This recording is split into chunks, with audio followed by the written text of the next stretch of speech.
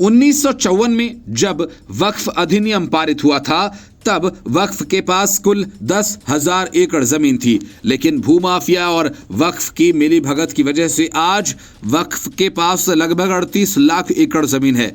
इतना ही नहीं, वक्फ के दावे अब और तेजी से बढ़ते जा रहे हैं। खासतौर से केरल और कर्नाटक में केंद्रीय मंत्री शोभा करंदलाजे ने इस लैंड जिहाद को लेकर बड़ी टिप्पणी की। शोभा करंदलाजे ने कोच्चि के मनुम्बम क्षेत्र का दौरा किया और इसके बाद उन्होंने वक्फ बोर्ड के दावों को लेकर टिप्पणी की। उन्होंने कहा कि एक शक्तिशाली भूमाफिया झूठे वक्फी दावों का इस्तेमाल करके किसानों गरीबों की जमीन हड़पने की कोशिश कर रहा है। इतना ही नहीं, उन्होंने कहा कि भूमाफिया लैंड जिहाद कर रहा है।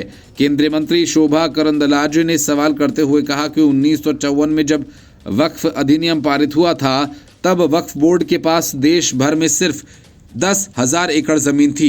आज ये 38 लाख एकड़ के साथ रक्षा और रेलवे के बाद भारत में तीसरा सबसे बड़ा भूस्वामी है। इतनी सारी जमीन कहां से आई? उन्होंने कहा कि मुनम्बम के लोगों के पास 2019 तक की जमीन थी और इसे उन्हें वापस दिया जाना चाहिए। शोभा करंदलाजे ने सवाल किया कि इस तरह की जमीन अधिग्रहण की घटनाएं हो रही हैं। उन्होंने आरोप लगाया कि पहले जमीन के रिकॉर्ड में किसानों को दूसरे मालिकों का नाम दर्ज करना होता है, लेकिन अब वक्फ बोर्ड इन जमीनों पर दावा कर रहा है। केवल कर्नाटक में ही मुस्लिम नेताओं ने करीब 29,000 एकड़ जमीन पर कब्जा किया हुआ है। मंत्री ने प्रदर्शन कर रहे लोगों से वादा किया कि वो अपनी चिंताओं को जेपीसी के सामने उठाएगी।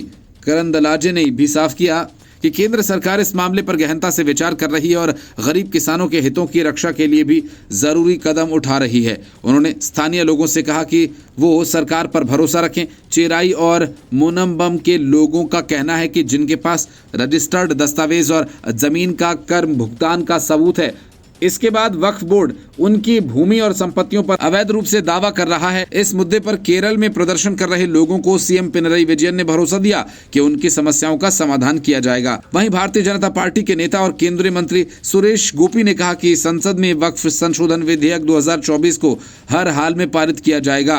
गोपी ने कहा कि वक्फ का कानून एक तरह से क्रूरता है। इतना ही नहीं, उन्होंने ये भी कहा कि इस क्रूरता को भारत में दबाया जाएगा और कठोर फैसले लिए जाएंगे।